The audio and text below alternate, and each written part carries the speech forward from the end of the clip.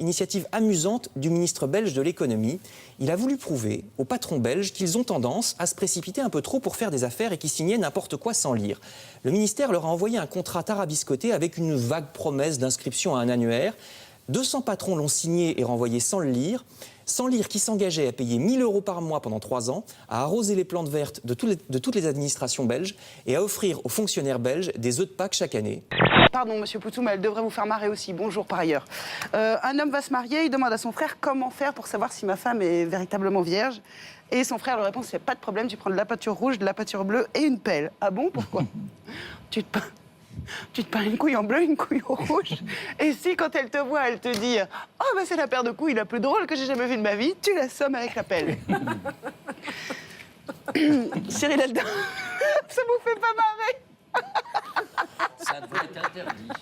Jusqu'au 19e siècle, on imaginait le corps divisé en deux. À droite, le côté masculin, à gauche, le féminin.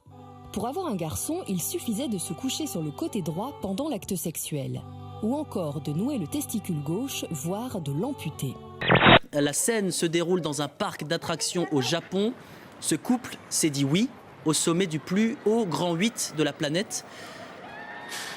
Une manière originale de convoler en os et de se préparer à la vie à deux. C'est bien connu, cette vie à deux qui est faite de haut et de bas, William.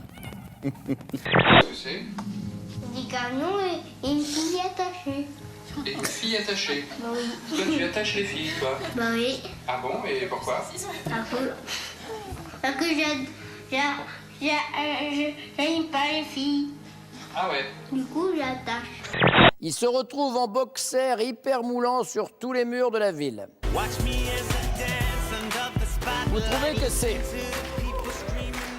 Qu'est-ce que vous pensez, mesdames? Vous trouvez que c'est trop la classe? Tellement il est beau, tellement c'est mon homme.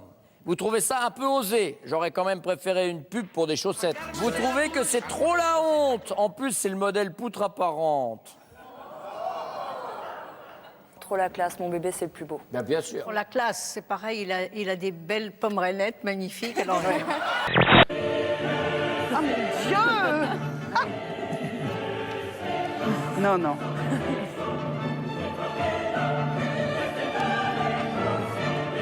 Non, mais jamais ton père il fait ça.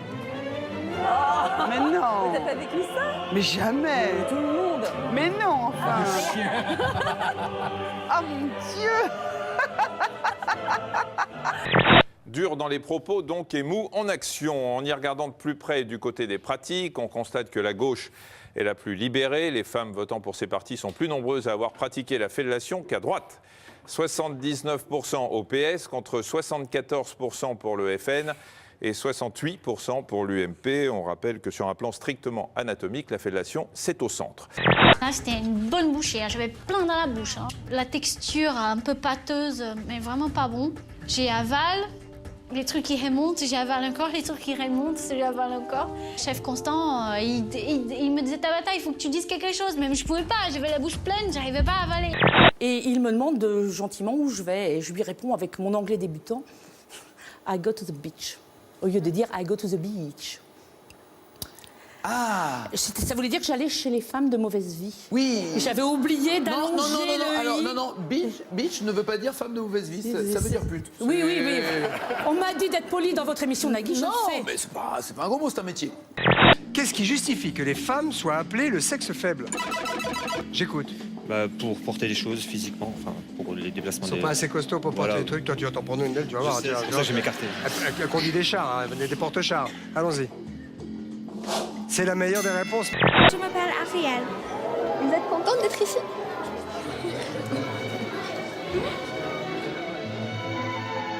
On est heureuse quand on est professe.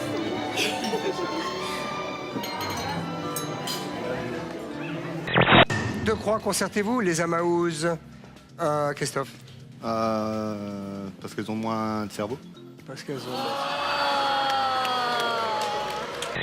Tu t'appelles comment, mon drap, Loïs? Gédéon.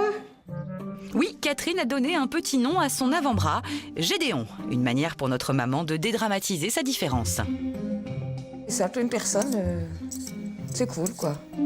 Qu'est-ce qui peut déclencher un fou rire lors d'un enterrement? Un prout. Le mariage, c'est demander la main au père de la mariée. Mais la main, elle l'a déjà plus. Donc je comprends le beau papa, le jour où je viendrai lui demander la main de sa fille, il risque d'avoir du mal à me la donner. Qu'est-ce que t'aurais aimé faire comme métier si t'avais été moins con? Président de la République. Ah non, il faut être très con. C'est vrai. On quadrille en binôme, 2 heures tous les jours, les mains pleines de quoi convaincre. Aucune réponse, personne n'est là. Nous sommes volontaires dans la campagne de François Hollande. On passe vous donner le programme. Oui, alors tu ressonnes pas, ma vieille. Ouais, bah oui.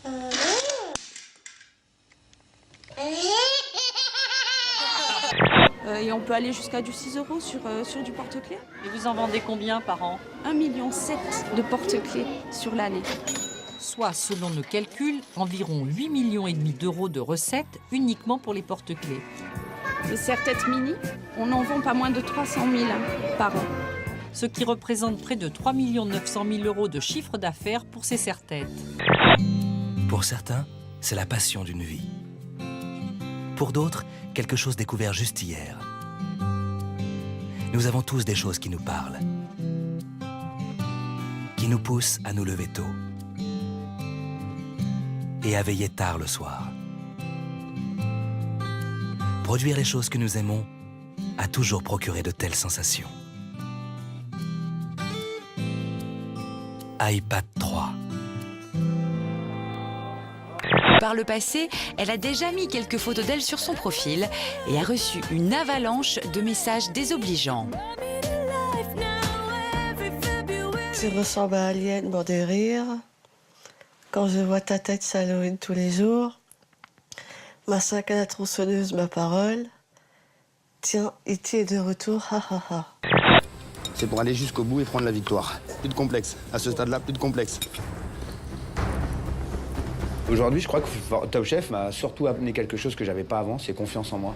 Ça m'a révélé que j'ai une paire de baloches, quoi. J'en ai dans le froc et puis voilà.